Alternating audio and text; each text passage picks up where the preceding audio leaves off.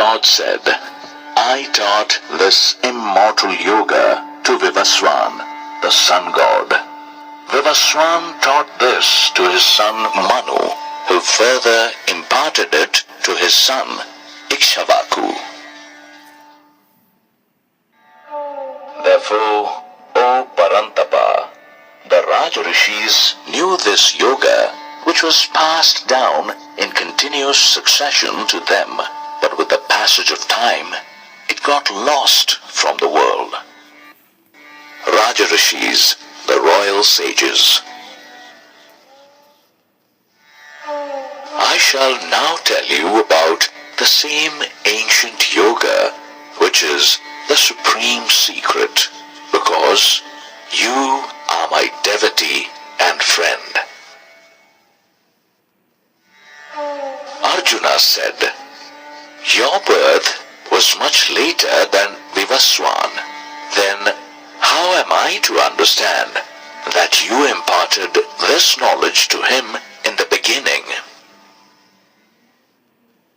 Lord Krishna said, O Arjuna, you and I have taken many births, but O Parantapa, you don't remember them. I remember them all. Although I am unborn, immortal, and the Lord of all beings, yet I manifest myself through my own Yogamaya, keeping my nature under control. Yogamaya, divine powers. O Bharata, whenever there is a decline in dharma and rise of adharma, I incarnate myself. For the protection of the good, the destruction of the evil, and for the establishment of dharma, I take birth in every age. O Arjuna, the one who realizes the divine truth about my birth and action is not born again. He becomes one with me after leaving his body. Thus, he is liberated from the cycle of death and rebirth. Being free from attachment, fear and anger, being absorbed in me, taking refuge in me, and being purified by the penance of wisdom, many have become one with me. O Partha, according to the manner in which people worship me, I respond to them in that very manner. Therefore, all men follow my path in every way. Those who desire success of their actions, they worship the gods because in this world the reward of actions is immediate. The four divisions of the human society were created by me according to the natural distribution of qualities and instincts. Although I am the creator, I myself do not act and am changeless. Four divisions of the human society: Brahmanas, the sages; Kshatriyas, the warrior class; Vaishyas, the merchant class; Shudras, the labor class. Since I have no craving for the fruit of actions, actions do not bind me. Thus, one who knows me in reality is not bound by actions. Having known this, even the ancient seekers of liberation performed selfless actions. Therefore, you also perform your duties like the ancient ones. Even the wise are confused about what is action and what is inaction. Therefore, I shall tell you the truth about action and inaction, by knowing which you shall be liberated from the bondage. It is necessary to know what is the right action, what is wrong action, and what is inaction, because mysterious are the ways of action. The one who sees inaction in action and action in inaction is wise among men. He is a yogi and doer of all actions. Yogi, one who is established in yoga. The wise men call him a sage, whose actions are completely free from desires and resolutions, and whose actions are purified by the fire of wisdom. A person having surrendered his attachment to the fruits of action and being ever content and independent of everything in the world, he is not bound by action, even after being fully engaged in it. A person who has given up all sense of possessions and desires with the mind and intellect controlled, that person performing only bodily actions does not acquire any sin. A person who is content with what comes to him and is free from the dualities and jealousy, with his mind balanced in both success and failure, he is not bound even while performing his actions.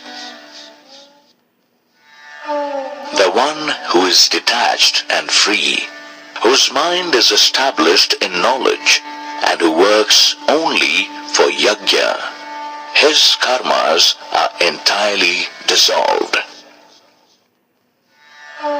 The process of offering and the oblation, both are Brahma. It is offered by Brahma into the fire of Brahma.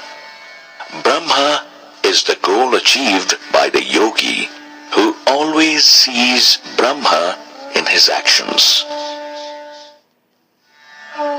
Some yogis do yajna only in the form of worship to the gods, while others offer the self as a sacrifice in the fire of Brahma.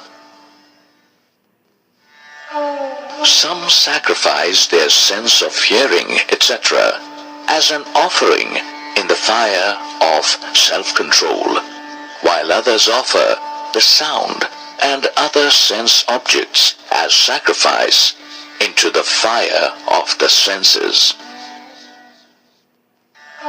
Some yogis offer all the functions of their senses and the prana into the fire of yoga in the form of self-control, kindled by wisdom. Prana, life force energy.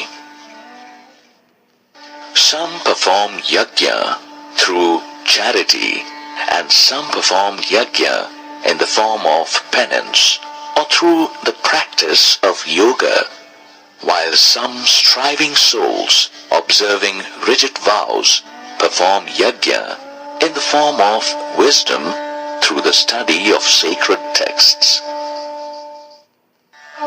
Some constantly practice pranayama by governing the movements of the outgoing and the incoming breaths.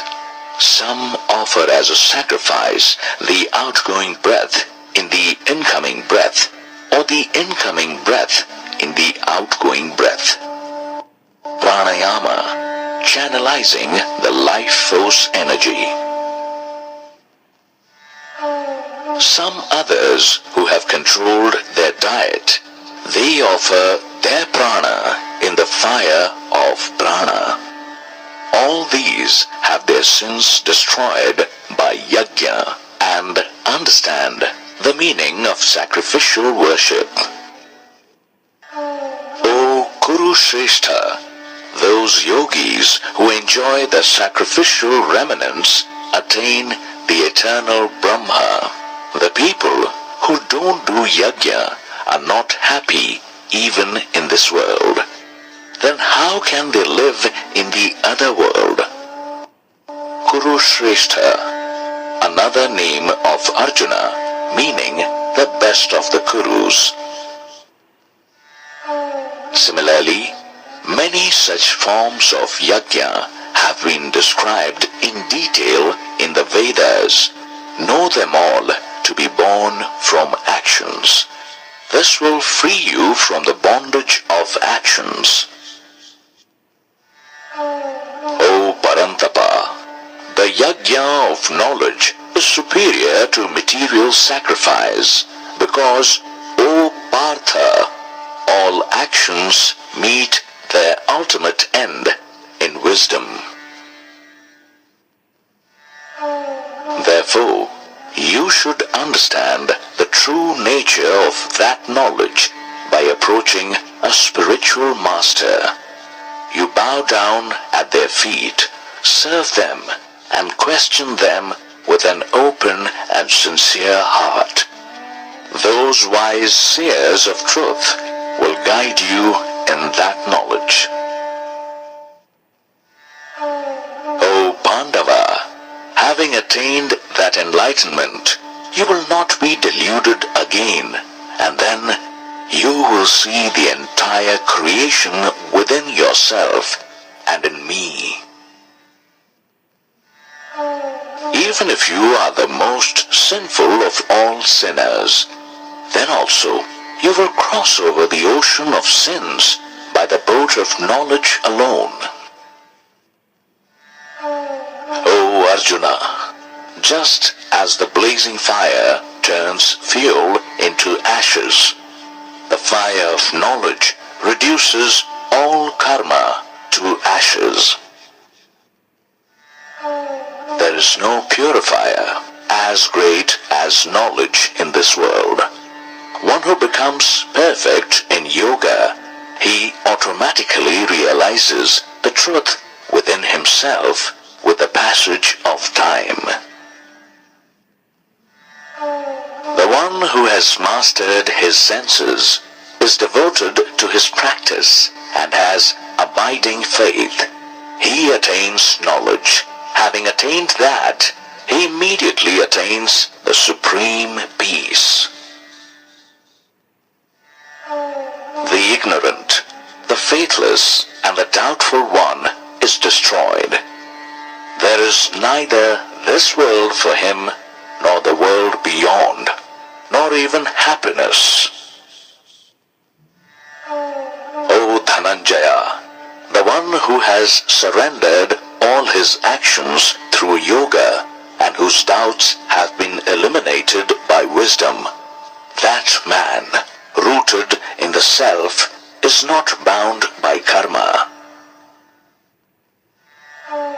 Therefore, O Bharata, with the sword of knowledge, slay the doubts in your heart that are born out of ignorance. Establish yourself in karma yoga and stand up for the battle.